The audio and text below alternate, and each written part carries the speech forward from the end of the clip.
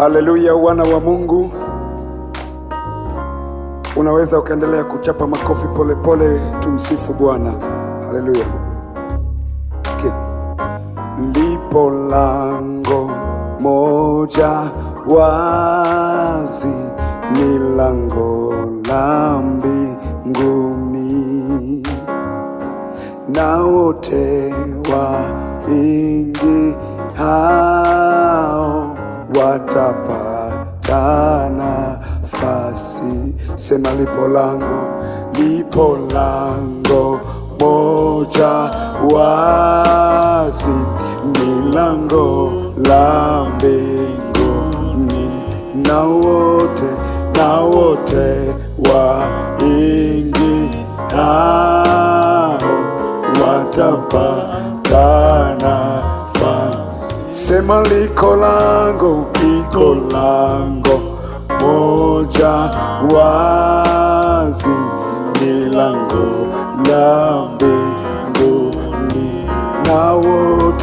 na wote waingiao watapata nafasi. Lango ndiye Yesu Bwana, wote waingie kwake. Lango la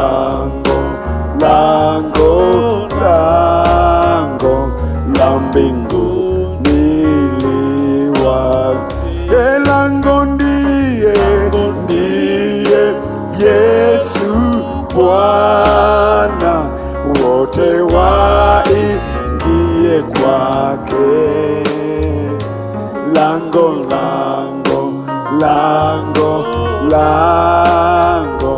la mbinguni li wazi.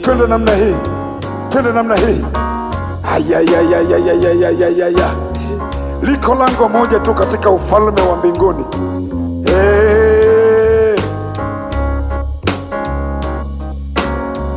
Endelea tu kuchapa makofi namna hii.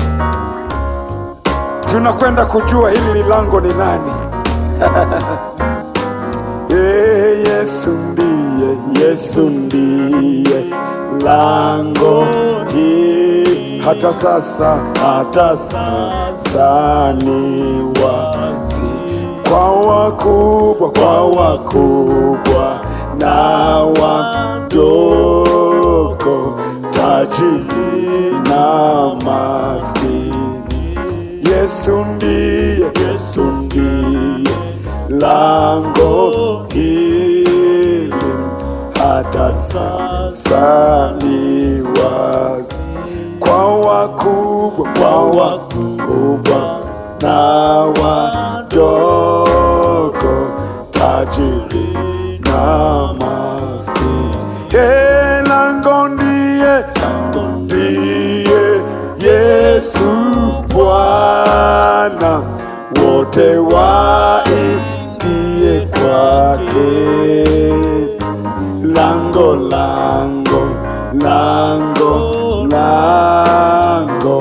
la mbinguni li wazi. Lango ndiye Yesu Bwana, wote waingie kwake. Lango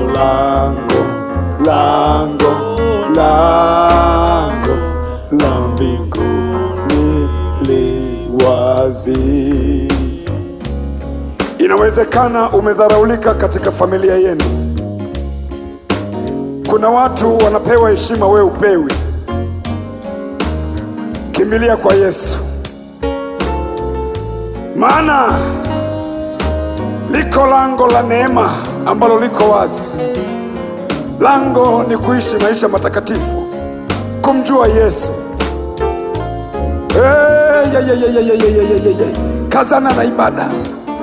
Kazana na ibada mpendwa. Lango liko wazi, lango la mafanikio, lango la uponyaji, lango la kuinuliwa, lango la kuwekwa huru. Inawezekana umenenewa maneno mengi ya kwamba hufai, Inawezekana wewe upo katika vifungo vya ulevi, lango liko wazi. Inawezekana umeshindwa kujizuia na midomo michafu, lango liko wazi. Hima ndugu, kabla lango halijafungwa, mrudie Yesu. Hima ndugu, tuingie, lango halijafungwa. Likifungwa mara moja, halitafunguliwa. Hima ndugu, tuingie, lango halijafungwa. Likifungwa mara moja, halitafunguliwa. Lango ndiye Yesu Bwana, wote waingie kwake. Lango la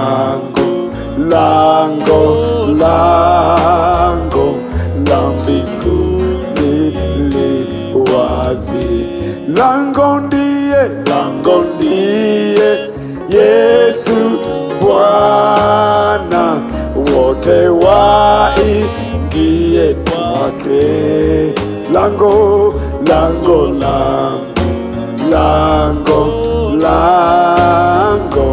la mbinguni. Oh, lango ndiye Yesu Bwana, wote waingie kwake. Lango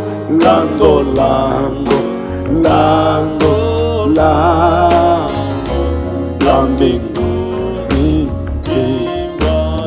Sikia, mtunzi wa wimbo akasema, hili ni lango la raha, ni lango la rehema. Kila mtu atakayepita katika lango hili hataondoka na majonzi kamwe.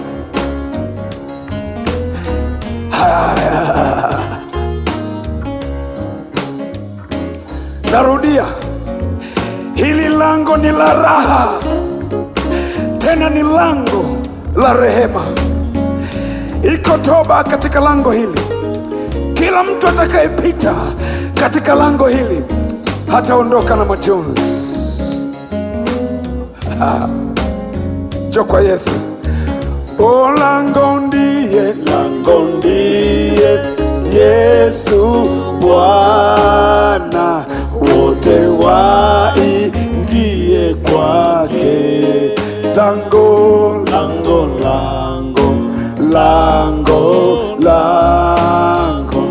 la mbinguni liwa.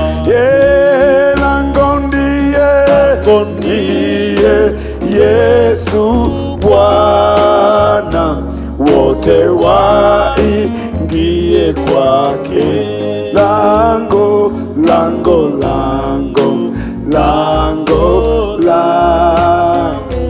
la mbinguni.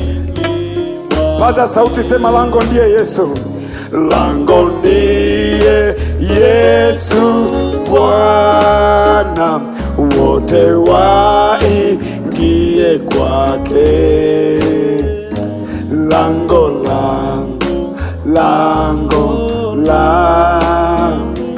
la mbinguni li wazi. Hebu cheza namna hii. Haleluya! Kwa Yesu kuna raha Bwana. Yesu ni wa watu wote. Haijalishi umekukatisha tamaa wangapi, lango liko wazi.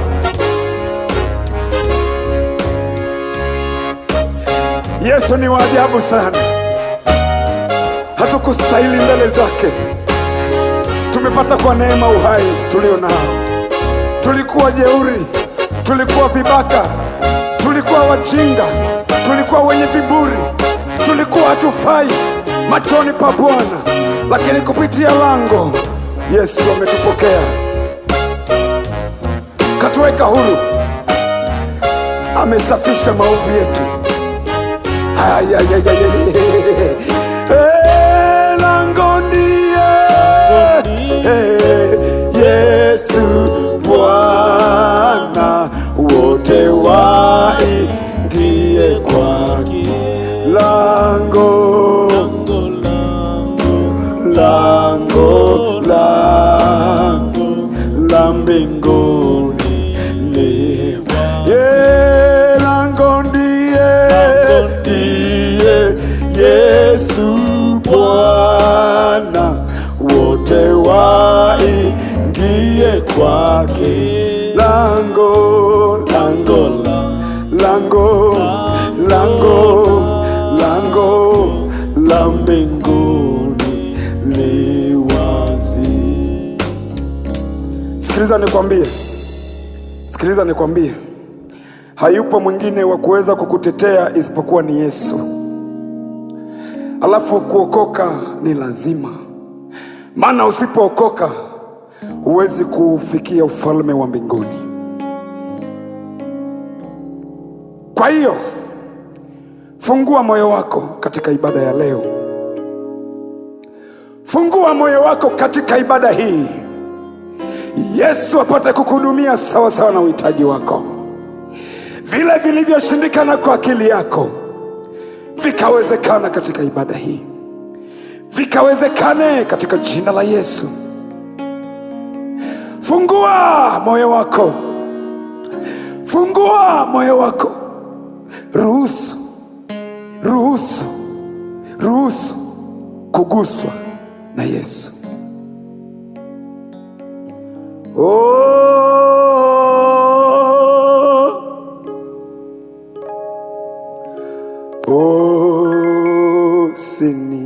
Usinipite Mwokozi, unisikie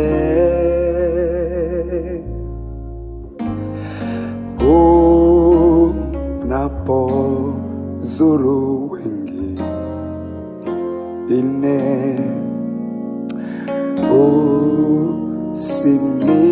usinipite.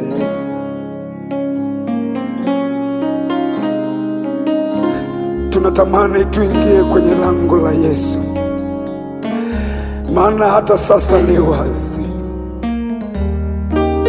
na ni kwa wakubwa hata kwa wale wadogo. Haijalishi ni tajiri, haijalishi ni maskini, Yesu anakupenda. Inawezekana ulifanya kwa kulazimishwa, inawezekana ulifanya kwa mitego, ukajikuta umemkosea Mungu. Bado nafasi ipo.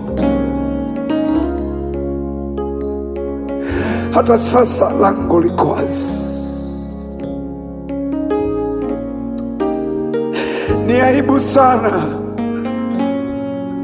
kuanza na mwanzo ulio mzuri, alafu ukaukosa ule ufalme wa mbinguni. Nataka nikwambie, lango liko wazi. Achilia moyo wako sahi, fungua moyo wako, Yesu apate kupita, aguse maisha ya kila mtu, na kwa ushuhuda wa neno lake takatifu ambalo anamtumia mtumishi wake sana majira haya, ukapate kupokea katika jina la Yesu Kristo, kwa kuwa lango ndiye Yesu. Hata sasa liko wazi. Basi unaweza kunyoosha tu mikono yako juu namna hii. Tunaposema usinipite Mwokozi, achilia moyo wako, tumlilie Bwana, tumlilie Bwana, tumlilie Bwana, tumlilie Bwana, mlilie Yesu. Jiconnect na madhabahu ya Bwana, jiconnect katika ulimwengu wa roho. Fungulia fungulia moyoni. Kila kilichoshindikana Bwana anakwenda kuvigusa. Bwana anakwenda kugusa huo ugonjwa. Labda ni ugonjwa wa ulevi, labda ni maagano waliokutamkia kupitia ibada hii na neno la majira haya. Wakati mtumishi wa Bwana aliyetumwa kwa ajili ya majira na nyakati hizi kukuletea ujumbe wa neno la Bwana, jiachilie kwa Bwana. Fungua tu moyo wako, weka tu mikono yako namna hii.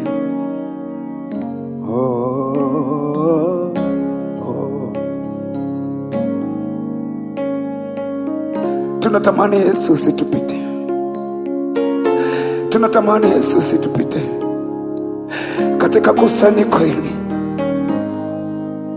Kuna watu wamekata tamaa Yesu. Kuna watu wanahitaji msaada Yesu.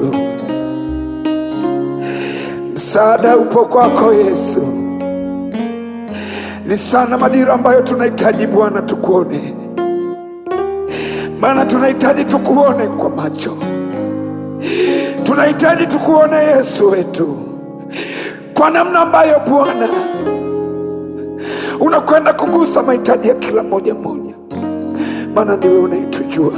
Usitupite Bwana, usitupite, usitupite Bwana, usitupite Bwana.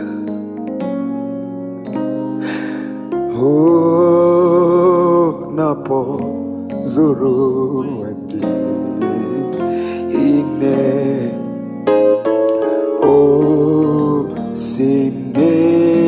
usinipite. Kila mmoja hapo ulipo, hebu paza sauti, sema Yesu, Yesu, Yesu, Yesu. E Bwana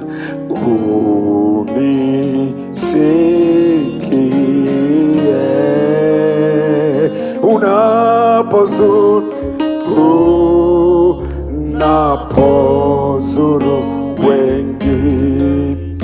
wengine, na mimi Bwana usinipite. Ninakuita Yesu, wewe Yesu, Yesu, Yesu. Naomba unisikie unapozuru wengine, unapozuru wengine.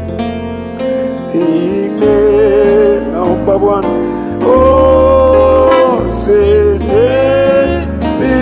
usinipite. Yesu wangu, Yesu, Yesu wangu, Yesu. E Bwana unisikie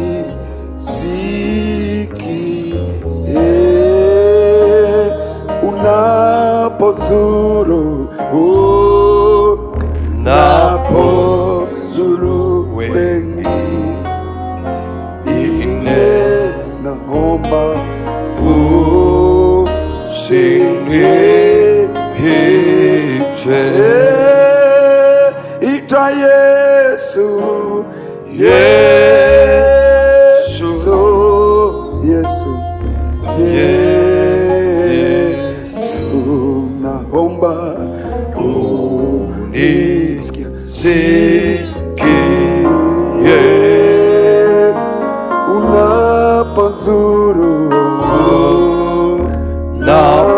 unapozuru wengine.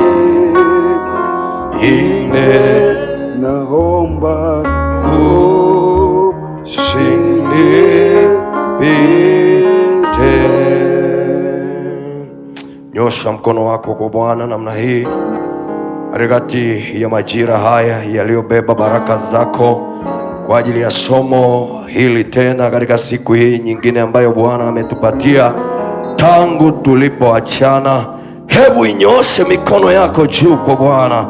Endelea kumuita Bwana, mwambie Bwana, usije ukanipita katikati ya somo hili, mfalme wa amani, maana ninajua ya kwamba kiko cha kwangu ambacho neema hii ambayo ni majira haya imekibeba, nami ninamuita Bwana katikati ya maisha ya kwako. Ninamuita Bwana katikati ya siku hii nyingine tena ambayo Bwana ametupatia. Mahali popote ulipo, ikiwa unapatikana Facebook, ikiwa unapatikana TikTok, ikiwa unapatikana YouTube, mahali popote ulipo, neema ya Bwana ikakutane na wewe. Hata kama uko katikati ya ardhi ya mji huo, neema ya Bwana ikakutane na wewe. Mahali popote ulipo, zile baraka za Bwana zilizobeba utiisho zikakutane na wewe. Mahali ulipochukuliwa ya kwamba kuna roho ya ukawaida katikati ya familia ya kwenu, katikati ya ukoo wa kwenu, katikati ya madhabahu ya kwenu, jioni ya leo kwa jina la Yesu Kristo ninaalika uwezo wa nguvu za Mungu, ninaalika uwezo wa nguvu za Mungu kila mahali ulipo, ukakutane na Mungu wa madhabahu. Yes, endelea kusimama mfalme katikati ya maisha ya mtu huyo. Bwana, kuna wakati amefika mahali amepigwa kwa sababu ya madhabahu iliyoko ndani ya familia ya kwao. Bwana, maisha yake hayaeleweki, ndugu zake wanamdharau, watu wa karibu wanamdharau. Mfalme Yesu, leo mfalme kutana naye ili Bwana akapate ushuhuda. Nasi Bwana, furaha yetu ni kuona unakutana na watu wako. Pigie Bwana Yesu makofi, pigie Bwana Yesu makofi. Okay, tunaendelea na somo letu linalosema nguvu ya madhabahu. Nguvu ya madhabahu. Okay, na siku ile ya mwisho tuliokutana nilikuambia kwamba madhabahu ni daraja la kuunganisha ulimwengu wa rohoni na ulimwengu wa mwilini.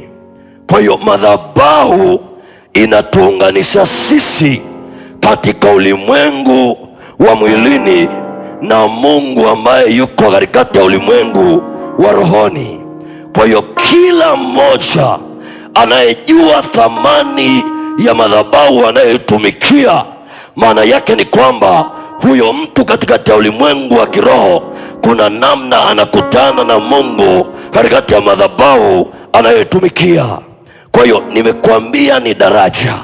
Kwa nini? Kwa sababu kuna mahali ambapo kuna mtu mwingine ambaye anaweza akaja katikati ya hiyo madhabahu, anaweza asikutane na Mungu wa madhabahu.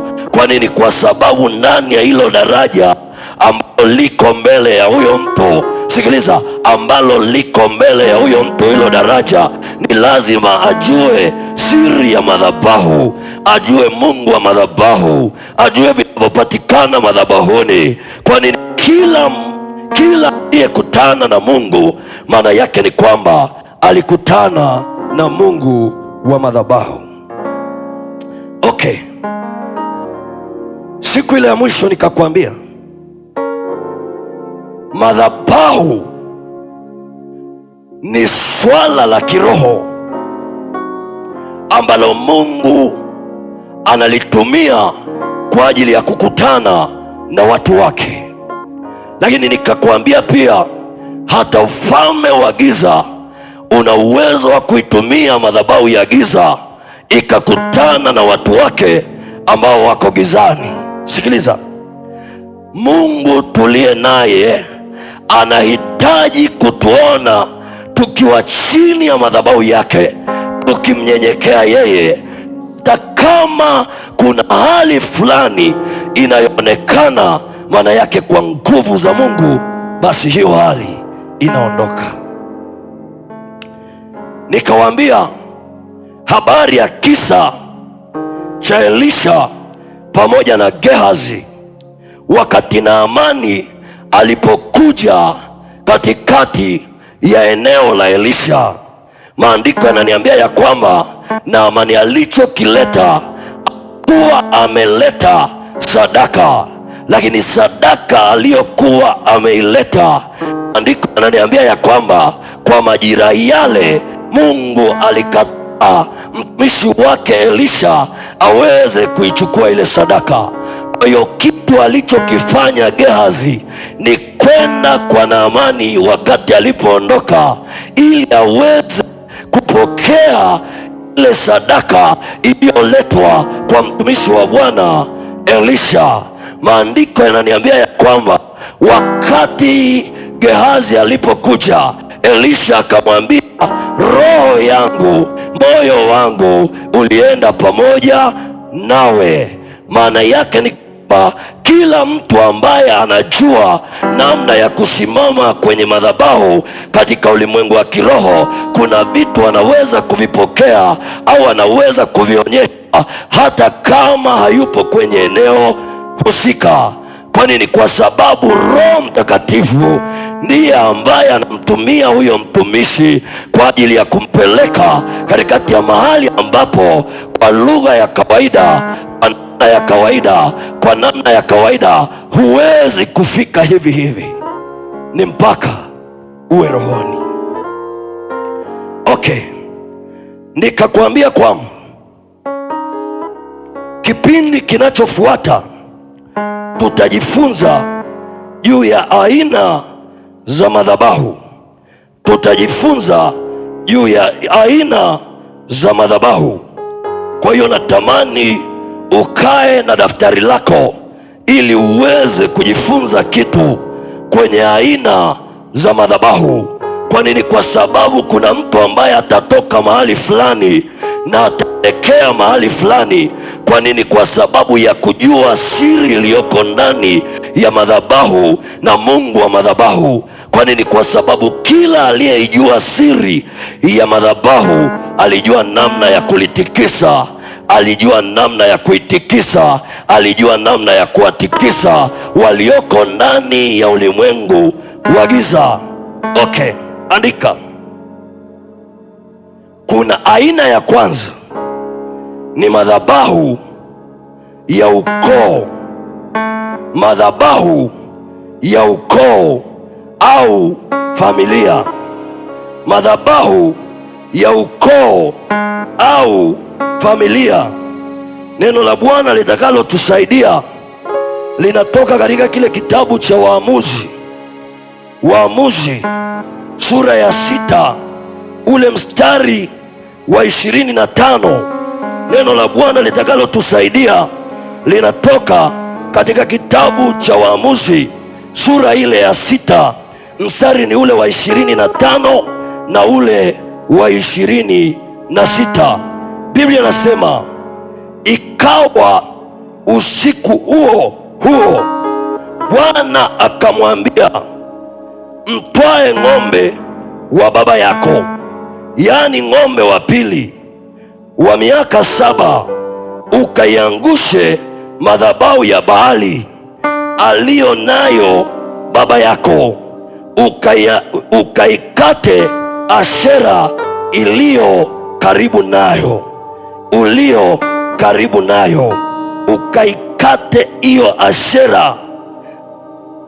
ukaikate hiyo Ashera, ile iliyo karibu nayo. Biblia inasema, ukamjengee Bwana Mungu wako madhabahu juu ya ngome hii, kama ngome hii kwa utaratibu au kwa taratibu zake. Ukamtwae yule ng'ombe wa pili na kumtoa awe sadaka ya kuteketezwa kwa kuni za ile Ashera ulioikata.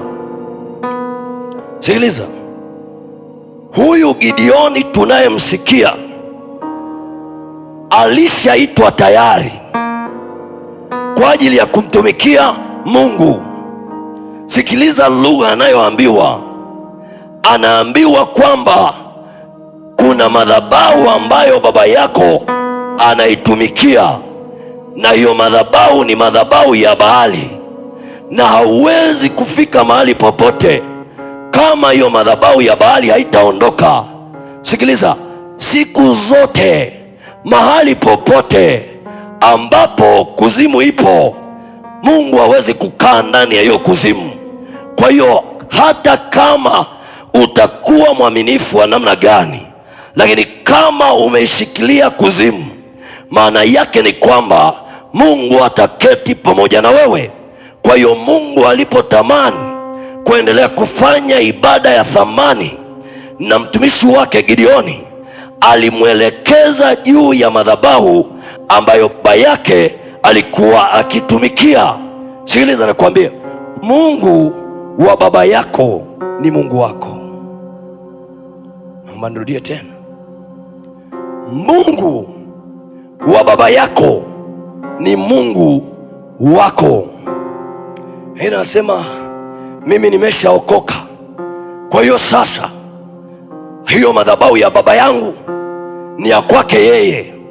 Mimi nilishampokea Kristo na ninajua ya kwamba Kristo alikufa juu ya vyote, na pamoja na vile alivyovifia ni pamoja na madhabahu ambayo ilimfunga baba yangu. Kwa hiyo mimi siwezi kujishughulika na madhabahu ambazo alikuwa anazitumikia baba yangu. Sikiliza nikwambie, Yesu alikufa msalabani, na ni kweli kwamba kila kitu kiliwekwa huru. Lakini nataka nikuulize swali, hampeleki makondoo kwenye milima yenu mliokuwa mnafanyia ibada? Hampeleki makondoo, hampeleki ng'ombe huko? Kama kuna ndugu zako ambao wanaendelea kufikia madhabahu zao, maana yake ni kwamba hao ndugu hao wanaendelea kulitaja na jina lako. Kwa hiyo unajikuta na wewe unatembea kwenye mtiririko ule ule wa madhabahu ambayo imekamata baraka za kwenu. Kwa hiyo pale mahali ambapo unatamani ufike, unajikuta haufiki. Kwa nini? Kila unachokianzisha, kwa kuwa madhabahu ya kwenu imekataa baraka, maana yake ni kwamba baraka zako zinakataliwa. Kwa nini? Kwa sababu msingi wa kwenu unasema sisi sio wabarikiwa. Sikiliza nikwambie, mtumishi wa Mungu mmoja ambaye ni mwinjilisti yuko katika eneo fulani, anaweza akanielewa kama ananifuatilia. Siku moja akatuita katikati ya eneo lake la kiibada, yani kwenye kanisa ambalo Mungu amempa kwa ajili ya kulisimamia. Akatuambia, watumishi wa Mungu, kuna sauti ninazisikia, na hizo sauti ninazosikia sizielewi kwamba ni sauti za namna gani. Nikamuuliza, sauti gani? Akasema, nasikia mtu anayeniita jina langu, lakini sisikii kwamba huyo mtu ni nani, wala simuoni, wala sielewi kinachoendelea, lakini nahisi tu jina langu, lakini sijui kwamba ni jina gani hata linaloitwa. Nikamuuliza, kwa nini usijue na hali unaona kabisa ya kwamba jina lako linaitwa? Asema, ninahisi. Nikamwambia okay, ngoja tuziite nguvu za Mungu. Tulipomuita Mungu, yule mwinjilisti alishikwa na nguvu za kiroho. Aliposhikwa na nguvu za kiroho, akasikia akiitwa jina lake alilopewa la zamani kabla mpokea Yesu Kristo kuwa Bwana na Mwokozi wa maisha yake. Akasikia akiitwa jina lake la zamani, Mwajuma. Anasema, mimi mbona kwenye jina la Mwajuma nilishaondoka. Nikamwambia, sikiliza, wewe uliondoka kwa sababu ya kumpokea Kristo, lakini Mungu wa baba yako bado yuko pale pale. Na kwa kuwa Mungu wa baba yako bado yuko pale pale, maana yake kuna vitu ambavyo hauwezi kuvipata hata katikati ya utumishi. Kwa nini? Kwa sababu bado Mungu wa baba yako yupo. Sikiliza, Gideoni anaambiwa kanuni ni rahisi: vunja miungu ya baba yako, wala sio ya kwako, ni ya baba yako, lakini ina haki zote za kuharibu maisha yako. Sikiliza, mwinjilisti akashangaa wakati alipopelekwa kwenye ulimwengu wa kiroho. Ananiambia aliona watu wanaozunguka kwenye kamduara, alafu kuna mzee ambaye amekaa katikati ya huo mduara, ambayo wanazunguka katikati yake na wanalitaja jina lake, na yeye akasikia akiitwa jina lake Mwajuma. Sikiliza nikwambie, akawa anakataa kwenda, lakini bado anavutwa. Anaambiwa pamoja na kwamba umekuwa mtumishi, lakini bado taarifa zako unazo. Sikiliza, inawezekana kuna mahali upo, kuna mambo ambayo huyaelewi. Pamoja na kwamba inawezekana umeokoka na umempokea Yesu, lakini kuna vitu vya kwenu ambavyo vipo, na wewe ukitazama unadharau, unasema kwamba hivyo vilishapita.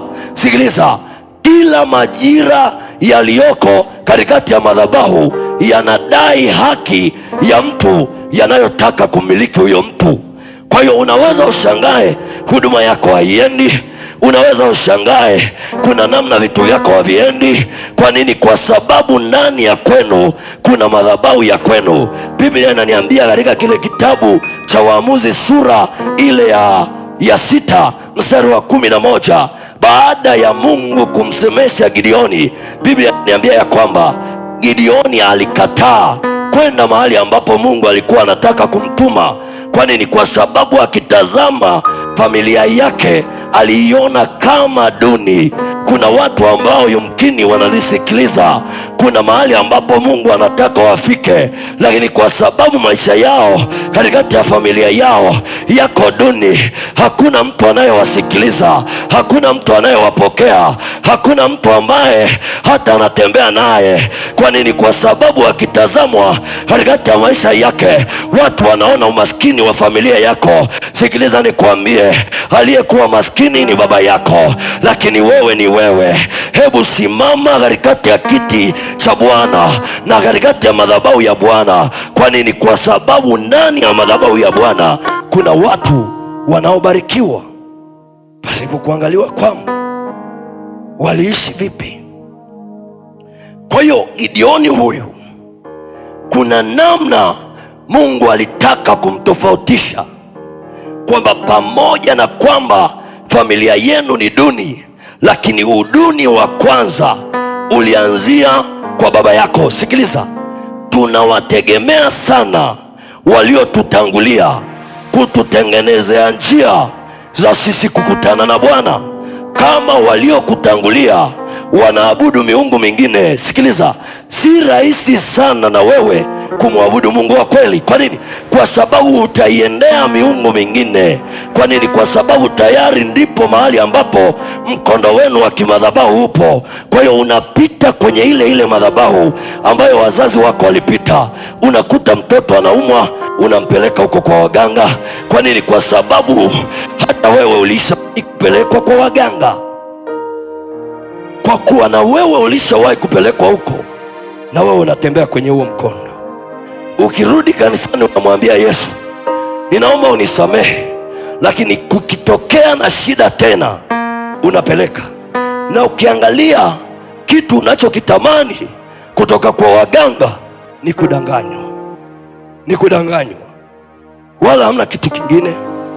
Unafurahia kudanganywa. Waganga wanakula vitu vyako, hawaangalii hali yako. Jiulize, kwa nini hautumwi mchicha? Unatumwa kuku, unatumwa mbuzi, unatumwa na ng'ombe. Kwa nini hakuambia kwamba leta mchicha?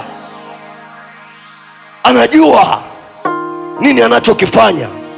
Unaweza ushangae watoto wako wana muda mrefu hawajala nyama, lakini kwa kuwa umetumwa unakimbiliza hicho ulichotumwa, unakimbia tu, unapeleka tu. Sikiliza, jifunze kusimama na Bwana ili aweze kukusemesha juu ya kile ambacho kwenye madhabahu yenu ya ukoo kipo, kilichomsaidia Gideoni mpaka Mungu akasema naye Ni kwa sababu Gideoni alikubali kusimama na Mungu. Kwa hiyo mpendwa wangu, ninakualika usimame na Mungu katikati ya hiyo madhabahu yenu, hata kama ndugu hawataki, hata kama wanaokuzunguka hawataki, katikati ya hiyo madhabahu ya ukoo wenu, hata kama wanafamilia hawataki. Simama wewe kama wewe katika zamu yako, na Bwana atakupa maelekezo ya namna ya kuondoa hicho kilichokufunga. Hauwezi kujiondoa kwa akili zako. Unamhitaji Bwana wa madhabahu ili aweze kushuka katikati yako, ili aweze kuondoa kile kilichoko ndani ya madhabahu ya kwenu. Sikiliza, kuna watu, kuna namna wanafarakana na wazazi wao. Kwa nini? Kwa sababu ndani ya huo ukoo liko pepo la mafarakano. Kwa hiyo hakuna anayekuja katikati ya hiyo familia anayetamkiwa baraka. Kwa nini? Kwa sababu ndani ya ukoo wenu roho ya umaskini, roho ya mafarakano inatembea. Kwa hiyo hata kukiwa na tatizo, hakuna mtu anayeweza kutumika kwa ajili ya kumsaidia mwenzake. Sikiliza nikwambie mpendwa, unapoona kwenye ukoo wenu kuna hali ya magonjwa ya kufanana, jua hiyo ni madhabahu. Unashangaa presha, bibi alikufa na presha, anakuja mama anakufa na presha, anakuja na dada wa kwanza anakufa na presha. Unajua ndani ya huo ukoo kuna roho ambayo inatafuna. Jioni ya leo nadhani kutamkia ya kwamba kila aina ya roho inayotafuna hiyo familia yenu, kila roho inayotafuna huo ukoo wenu, hii kuachie katika jina la Yesu Kristo wa Nazareti aliye hai. Haijalishi ya kwamba hiyo roho imesimama kwenye upande gani, hata kama imesimama katikati ya upande wa afya, hii waachie katika jina la Yesu Kristo. Imewapiga kwa magonjwa, magonjwa ya kisukari, magonjwa ya presha, magonjwa ya vidonda vya tumbo. Jioni ya leo nakutamkia katika jina la Yesu ya kwamba kila aina ya nguvu za giza ambazo zinatembea katikati ya ukoo wenu kwa lango la kimadhabahu, iachie kwa jina la Yesu. Mtu mmoja aseme amina, amepokea. Ninaona kuna mtu anafunguliwa, ninaona kuna mtu anakutana na nguvu za Mungu, ninaona kuna mtu anakutana na muujiza wake. Ninaona mtu anayepiga kelele, anayesema ya kwamba nimesema nao sana kwenye familia yetu, lakini hawataki kunielewa. Kila ninapoambia ya kwamba hebu tumwalike Bwana, hebu tualike watumishi wa Mungu watusaidie kuzivunja hizi madhabahu za kwetu, anatukanwa, anaonekana ya kwamba hana maana. Haya. Ninaona Mungu akishusha muujiza wako, ninaona Bwana akikuchomoa katikati ya huo ukoo uliyebeba laana, uliyebeba mikosi, na wewe unatembea juu yake na hali umeokoka. Bwana, simama na mtumishi wako. Sikiliza nikwambie,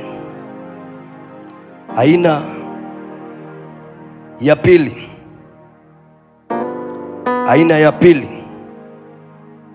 ya madhabahu, aina ya pili ya madhabahu ni madhabahu ya eneo ulilopo au mji uliopo.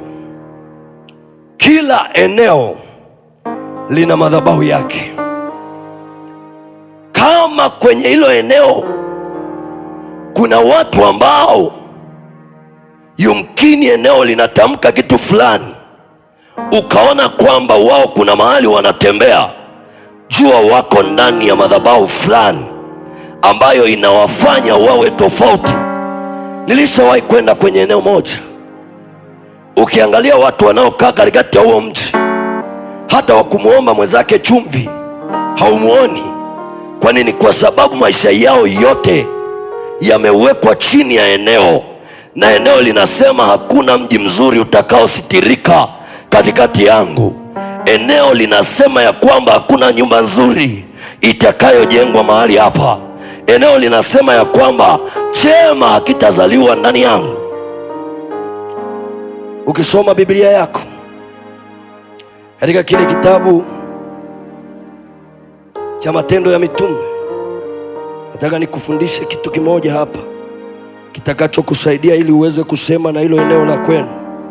Neno la Mungu katika kile kitabu cha Matendo ya Mitume sura ile ya 14 mstari wa 12 na kuendelea.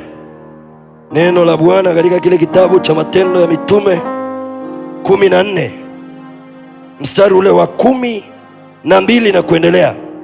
Biblia inasema, wakamwita Barnaba Zeu na Paulo Herme, kwa sababu ndiye aliyekuwa mnenaji. Sikiliza, wakamwita Barnaba Zeu na Paulo wakamwita Herme, kwa sababu ndiye aliyekuwa mnenaji. Kuhani wa Zeu, ambaye hekalu lake lilikuwa mbele ya mji, akaleta ng'ombe na taji za maua hata malangoni, akitaka kutoa dhabihu pamoja na makutano. Walakini mitume Barnaba na Paulo walipopata habari, wakararua nguo zao, wakaenda mbio, wakaingia katika mkutano, wakipiga kelele wakisema, akina bwana, mbona mnafanya haya? Sisi nasi tu wanadamu hali pamoja na ninyi. Akasema ya kwamba sisi nasi tu wanadamu hali pamoja na ninyi. Kwa nini? Kuna nini kilichotokea? Biblia inaniambia, ukisoma mistari ya nyuma kuanzia mstari wa 9 kuendelea huko, utaona Biblia inaniambia katikati ya mji wa Listra, wakati Paulo alipofika pale, walikuta mtu mmoja ambaye ni kiwete katikati ya mji wa Listra, na katikati ya ule mji palikuwa na makuhani ambao wanaitumikia miungu mingine. Biblia inaniambia ya kwamba katikati ya lile eneo palikuwa na mungu mmoja anaitwa Zeu, lakini palikuwa na mungu mwingine anaitwa Herme.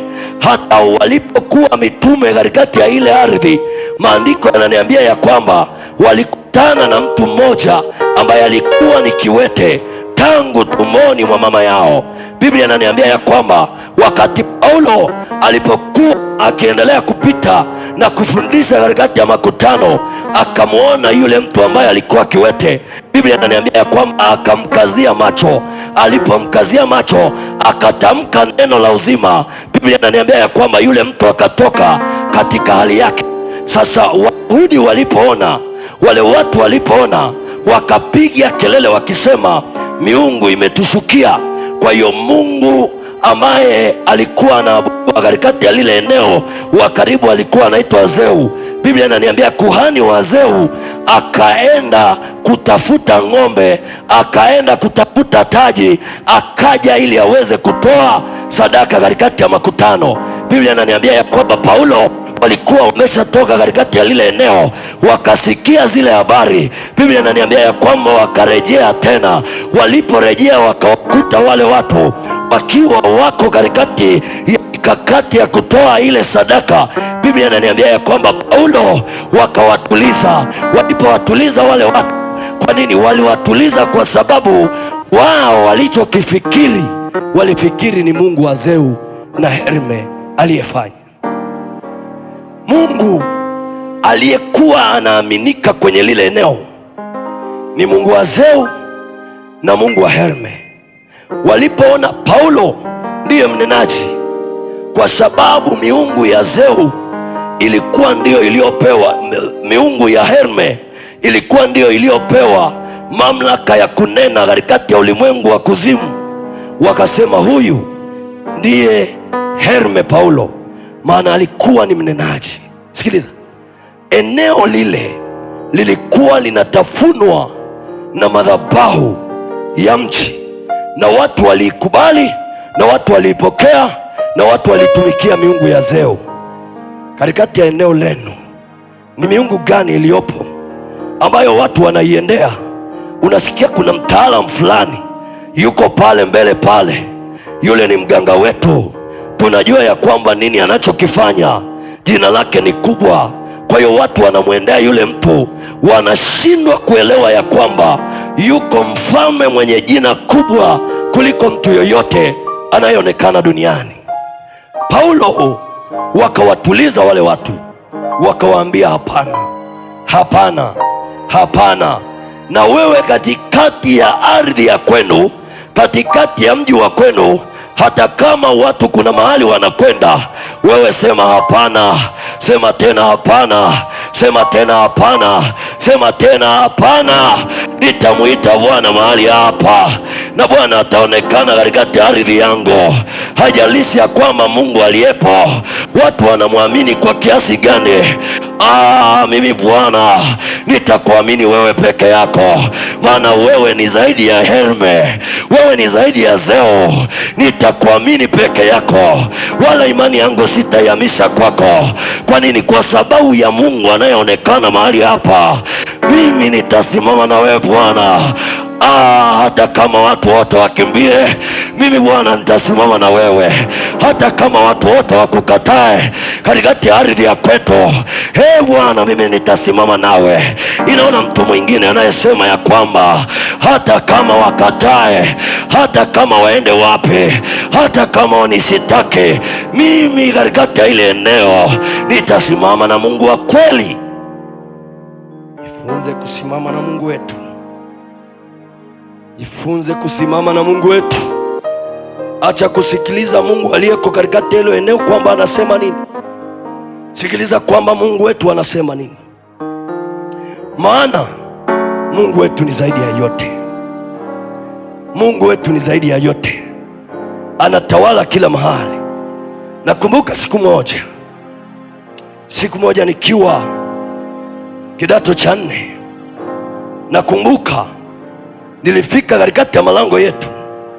Nilipofika katikati ya malango yetu, katikati ya eneo letu tunaloishi, kulikuwa na mganga anayejulikana kwamba ni mkubwa na ana nguvu. Watu walimwamini yeye. Ninakumbuka wakati huo kuna binti mmoja akashikwa na mapepo, akawa akiombewa, anataja jina la yule mganga. Wakati alipotaja yule mganga akasema nitakuwa chizi. Lakini mpaka leo naihubiri injili ya Bwana, mpaka leo nasema habari za Bwana.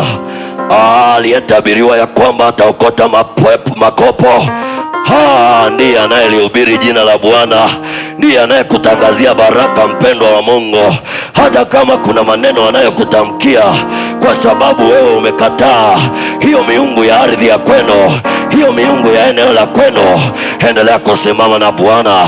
Hata kama wakutamkia maneno ya kwamba utakuwa kichaa, maneno ya kwamba hutaolewa, maneno ya kwamba hutaoa, endelea kusimama na Bwana. Haijalishi ya kwamba katikati ya ardhi yenu nini wanachokisema, haijalishi ya kwamba kwenye eneo lenu nini wanachokisema, wewe simama na Mungu. Simama na Mungu. Simama na Mungu.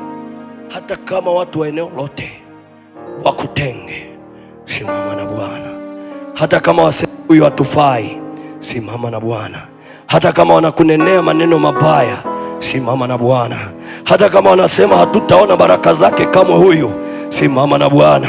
Hata kama wanakutangazia laana, simama na Bwana.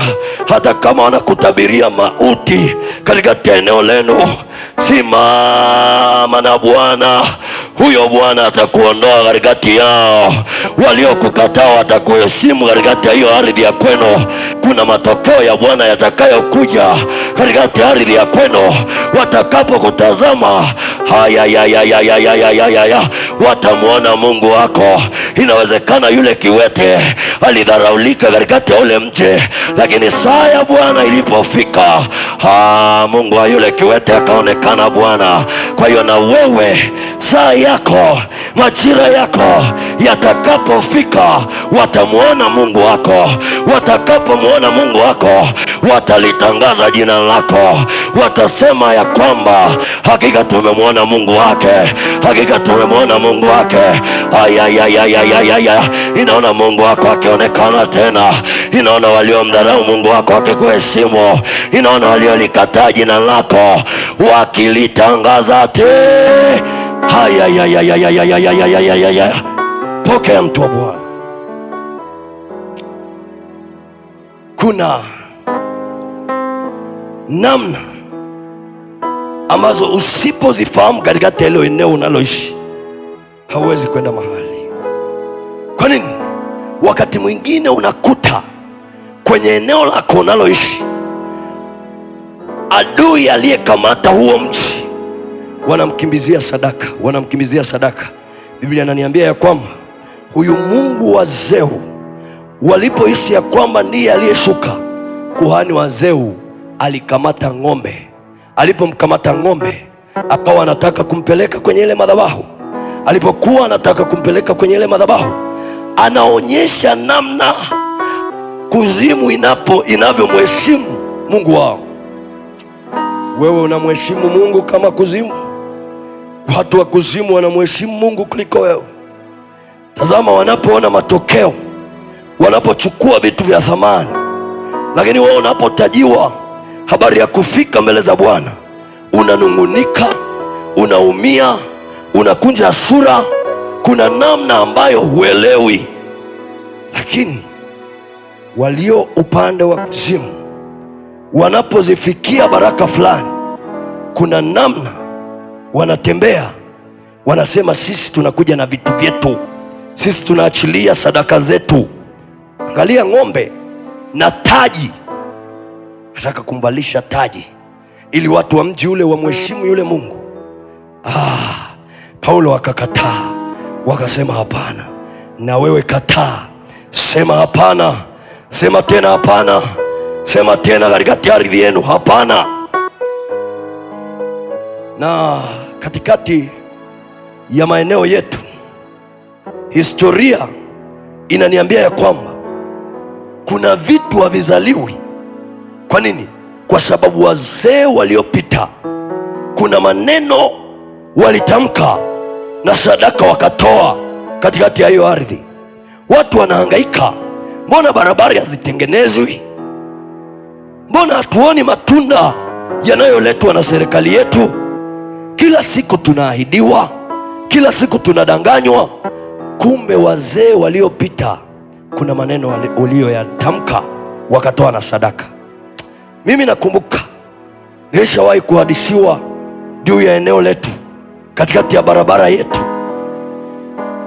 Niliambiwa wazee waliopita kuna namna walikataa barabara ikitengenezwa kiwango cha lami. Kwa nini? Wanasema watoto wetu watakuwa wahuni, wanasema watoto wetu wataibiwa. Kuna maneno wakayatamka kwa kutokuelewa katikati ya majira yale, wakaenda wakafunga barabara. Kwa hiyo kila anayekuja anasema habari ya barabara, anapewa kura kwa sababu ya barabara, lakini mwisho wa siku hakuna matokeo ya barabara. Nikamwambia Bwana, nitasimama katika zamu yangu katikati ya ardhi ya kwetu. Hata kama wazee walisema, ninayabatilisha hayo maneno waliyoyasema, na kwako pia. Hata kama katikati ya familia yenu kuna maneno wazee waliyasema, ninayafuta kwa jina la Yesu Kristo wa Nazareti aliye hai. Okay, andika kwenye maeneo adui anaweza kusimama sehemu tofauti tofauti, na sehemu kubwa anayopenda kusimama adui, anapenda kusimama makaburini. Unashangaa kuna vijana wako katikati ya hilo eneo, lakini kila wakati wakilala wanaota wako makaburini, maisha yao yako makaburini. Ninakumbuka katika kile kitabu cha Marko Mtakatifu sura ile ya 5 mstari wa 1 na kuendelea, wakati Yesu alipoingia katika ile nchi ya Wagerasi, maandiko yananiambia ya kwamba kuna mtu mmoja ambaye alikuwa anakaa makaburini na milimani, na hata mtu yoyote aliyekuwa anatamani kumfunga alikuwa anashindwa. Kwa nini? Kwa sababu alikuwa mkali kutokana na miungu iliyoko katikati ya hilo eneo, kwa upande wa makaburi katikati ya nchi ya Wagerasi. Kuna watu ndoto zao zimefungwa kwenye makaburi. Kuna watu majina yao yamepelekwa makaburini, na mtu yoyote aliyefungwa makaburini, maana yake kuna vitu ambavyo haviwezi kutokea katikati ya maisha ya kwake. Kwa hiyo kila anaposhika kitu, kwa kuwa fahamu yake, kwa kuwa maarifa yake, kwa kuwa nguvu zake ziko makaburini, maana yake hakuna matokeo yoyote anayoweza kuyapata katikati ya hilo eneo. Kwa nini? Kwa sababu eneo linakataa, linasema ya kwamba huyu mtu ni wa makaburini. Kwa hiyo tumekamata maisha yake, hata pale ambapo anahisi ya kwamba kuna kitu naenda kukipata, anakuta kinapotea, kinakufa. Kwa nini? Waliopelekwa makaburini, kuna roho ya mauti inayotembea juu yao. Kilichokuwa kinatembea kwa yule mtu katikati ya nchi ya Wagerasi ni roho ya mauti. Biblia inaniambia ya kwamba alikuwa anajikatakata. Nakumbuka wakati nilikiwa Mpanda, mama mmoja ambaye alipata mimba 9 hakupokea mtoto. Alikuwa kila akipata mimba zinatoka, na mwisho wa siku akisharudi kwenye nyumba yake, mume anamkimbia. Mume akishamkimbia, anakuja mwingine, anaolewa tena. Akipata mimba, akienda hospitalini, miezi 9 imefika, mimba inaharibika. Akipata mimba mara 9. Na mama ananiambia, kuolewa mimi sio shida zangu, mimi naolewa, lakini kupata mtoto ni kazi. Nesi akaniambia, mtumishi, samahani, naomba ulione tumbo lake. Nilipoliona tumbo lake, nikaona chale katikati ya tumbo lote zimezungushwa. Kuna watu ambao adui anaachilia mazingira ya wao kuwekwa alama za kipepo, wanawekwa chale wakiwa wamelala. Wanashangaa tu, mbona nimeona chale? Wanachukulia ni kitu cha kawaida. Adui anaweka alama juu yako. Biblia inaniambia ya kwamba yule mtu kazi yake kubwa ilikuwa ni kujikatakata. Sasa yule mama nikamwambia, mama, uko tayari kupokea mtoto? Akaniambia, naam mtumishi wa Bwana, niko tayari. Daktari anasema fanya haraka haraka uondoke, maana sioni chochote kinachoendelea hapa. Kwa nini? Tukiangalia hiyo mimba tunaona na mtoto naye amekufa. Nikamwambia, mama, mtoto wako amekufa? Akaniambia, hapana, roho ya mauti imeshindwa, kwa sababu watumishi wa Bwana mmefika mahali hapa. Roho Mtakatifu akaniambia, mwambie huyu nesi akamate tumbo lake. Wakati huo daktari anasema ondokeni. Nesi alipolikamata lile tumbo, tulipomtamkia yule mtumishi wa Bwana neno la uzima, akaanza kusema, nasikia uchungu. Aliposikia uchungu, tukamwambia, unaenda kuzaa mtoto aliyeko hai. Sikiliza, alipozaa, ushuhuda ukaenea katikati ya ile hospitali yote, watu wote wakamjua Mungu. Natamani watu wamjue Mungu kupitia wewe. Kutokana na hiyo hali unayopitia, unapelekwa makaburini, unashangaa maisha yako yote, kila unachokiona mbele yako ni kaburi. Natangaza katika jina la Yesu ya kwamba hayo makaburi yaliyomeza baraka zako, hayo makaburi yaliyomeza maisha yako, hayo makaburi yaliyomeza watoto wako, yakuachie katika jina la Yesu Kristo wa Nazareti aliye hai. Hebu mshangilie Bwana Yesu, piga kelele kwa Bwana kama unaamini ya kwamba Bwana amekutoa, kama unaamini ya kwamba Bwana amekupigania, kama unaamini ya kwamba Bwana amekutendea. Ninaona mtu mmoja ambaye anasema Bwana amenitendea Bwana. Nimemwona Bwana kwa kupitia watumishi wake. Mungu aendelee kukutendea zaidi. Pokea zaidi na zaidi katika jina la Yesu. Okay, natamani tuombee hayo maeneo yaliyokamata baraka zetu, na wakati watumishi wa Bwana wanapita kwa ajili ya wimbo wa kuabudu, mahali ulipo nyoosha mkono wako, na mkono unaonyoosha juu mwingine, kama ni mwanaume kamata kichwa, kama ni mwanamke kamata tumbo, ili tuseme na Bwana. Hata kama uzao wako kuna namna unapigwa, kuna namna uoni matokeo katikati ya eneo la kwenu, kuna namna madhabahu ya kwenu imekufunga, kuna namna hauoni baraka za Bwana kutokana na hali unayopitia, wakati watumishi wa Bwana wanapita kwa ajili ya kulisema neno la Bwana, basi kwa ishara ya unyenyekevu kabisa jiachilie kwa Bwana. Mwambie tu Bwana narudi. Mwambie tu Bwana ninarudi. Weka mikono yako kwa namna hii, mwambie Bwana ninarudi. Achilia moyo wako kuwa sadaka katikati ya ibada hii. Mwambie Bwana ninarudi, ili kila vile vifungo ambavyo walikutegea navyo, kila aina ya mateso yakapate kukuachia. Narudi, narudi kutoka mbali, sasa unikaribishe Bwana, narudi. Kwa sauti ya upole mwambie Bwana narudi. Narudi, narudi, narudi kutoka mbali, kutoka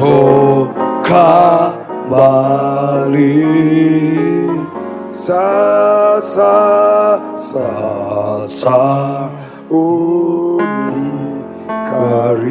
unikaribishe Bwana, Bwana narudi. Narudi Yesu, narudi.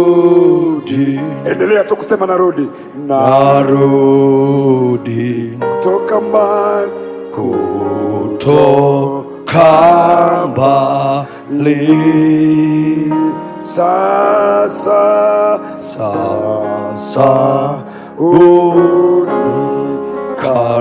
unikaribishe Bwana, narudi. Funika macho yako hapo ulipo. Yes. Nyosha tu mikono yako juu namna hii. Nguvu za Mungu zinapita mahali hapo. Iko mamlaka isiyoweza kuzuilika. Kuna namna wanazuia lakini hawataweza kwa jina la Yesu. Kuna namna wanazuia lakini hawataweza. Ni saa ya uponywaji. Ni saa ya kufunguliwa. Ni saa ya kuwekwa huru. Ni saa ya kuinuliwa. Kila kilichokushika, kila kilichoharibu njia zako, kila kilichoharibu afya yako, kila kilichoharibu maisha yako, kila kilichoharibu kazi zako, kila madhabahu iliyokushikilia inachia sasa, inachia sasa, inachia sasa, inachia sasa, inachia sasa, katika jina la Yesu, kwa damu ya Yesu, katika jina la Yesu, kwa damu ya Yesu. Nyosha tu mikono yako juu namna hii. Yes. Endelea kunyosha mikono yako juu namna hii. Yes. Yes. Endelea kunyosha mikono yako juu namna hii. Yes. Baba, katika jina la Yesu, haijalishi mtu huyu alishindwa kufika katika eneo lako kutokana na yale maagano ya kibabu na yale maagano ya kibibi na yale maagano waliokaa ndugu zake, na yale maagano waliokaa rafiki zake, na zile nguvu za giza zilizomkamata barabarani, zilizomkamata kwa njia ya kutegwa, zilizomkamata kwa njia ya kichawi, tunaamuru sahi kwa jina la Yesu, kwa moto wa Roho Mtakatifu, achia maisha yake, achia kwa jina la Yesu, achia kazi zake, achia nyota yake. Inawezekana nyota yake imebebwa, imepelekwa makaburini, ndiyo maana apate mafanikio. Kila jambo analolifanya lifanikiwi. Nguvu yako Yesu na ipite sasa. Ninaona nguvu ya Mungu inapita. Nguvu ya Mungu inapita. Yes. Nguvu ya Mungu inapita. Yes. Nguvu ya Mungu inapita. Yes. Nguvu ya Mungu inapita. Ndio. Nguvu ya Mungu inapita. Yes. Kwa jina la Yesu. Kila roho zilizokuvuta zikakupeleka katika hayo makaburi zinaachia sasa. Roho za misukule. Kuna watu waliona wakiuza nyumba, mtagawana mkiwa wote, wakaenda kwa waganga ili waweze kukuharibu, ili waweze kukumaliza, na hiyo nyumba msigawane wote, ili waweze kukuua usipate haki yako. Tunaharibu, tunaharibu, tunaharibu, tunaharibu kwa jina la Yesu. Yes. Kamata hiyo sadaka yako, kamata hiyo sadaka yako, ili tuweze kukufungamanisha na maombi yaliyofanyika na huduma iliyofanyika. Kamata Bwana, kamata Bwana, kamata Bwana. Hebu sema maneno haya, nyoshe hiyo sadaka yako. Sema maneno haya, sema Bwana Yesu, sema Bwana Yesu, ninaileta sadaka ambayo imebeba nguvu ya kutoka katika magonjwa. Bwana, ninaileta sadaka ya kutoka kwenye madhabahu kwenye madhabahu ya mapapo, kwenye madhabahu ya ukoo, kwenye madhabahu ya familia. Sema sadaka, sadaka. Nenda ukanene mbele za mbingu ya kwamba yuko mtu aliyeko katikati ya eneo la Tanga, ya eneo la Arusha, ya eneo la Same, ya eneo la Simiyu. Bwana, ninaileta sadaka yangu iliyobeba baraka zangu, iliyobeba kutoka kwangu. Bwana,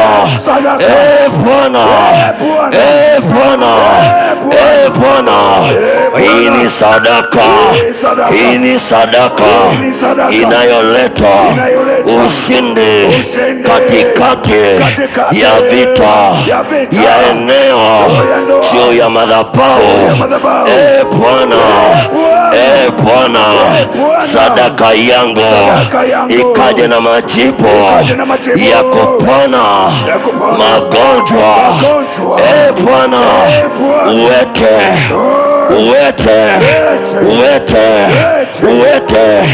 wa miguu leo unasimama, unaenda kwa jina la Yesu, kwa jina la Yesu. Asante Bwana Yesu, maana umenijibu, nami nimepokea baraka zako. Amen.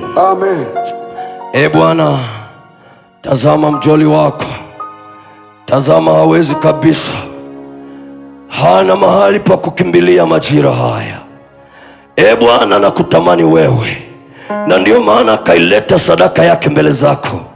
Nami mfalme wako, mjoli wako, Bwana, katika ufalme wako ninatangaza habari zake ya kwamba ni njema kuanzia sasa na hata milele. Hebu mshukuru Bwana, mwambie Bwana asante, mwambie Bwana asante, mwambie Bwana umenitendea, mwambie Bwana umeniponya, mwambie ni wewe Bwana ndiye aliyekutendea. Simama naye zaidi. Sisi ni akina nani? Sisi hatuwezi kutenda, lakini ndiye aliyekutendea. Zawadi gani mimi nitamtolea Bwana wangu ila roho yangu tu. Wasilisha Bwana. Zawadi gani mimi nitamtolea Bwana wangu ila roho yangu tu. Baba, pokea sifa hizi Bwana, tena uzibariki Bwana, uzijaze baraka zako pia na roho yangu. Baba, pokea sifa hizi Bwana, nakuja kwako tena uzibariki Bwana, uzijaze baraka zako pia na roho yako. Amina. Neema inayokuja, tutaendelea kutembea na aina ya madhabahu. Kwa hiyo endelea kujiandaa, na tutaendelea kutembea katikati ya eneo hilo na kubomoa historia zilizopo na kuwekeza historia zako. Mungu akubariki. Endelea kukutana na Mungu, endelea kutufuatilia, na Mungu hata kuacha. Amen. Amen.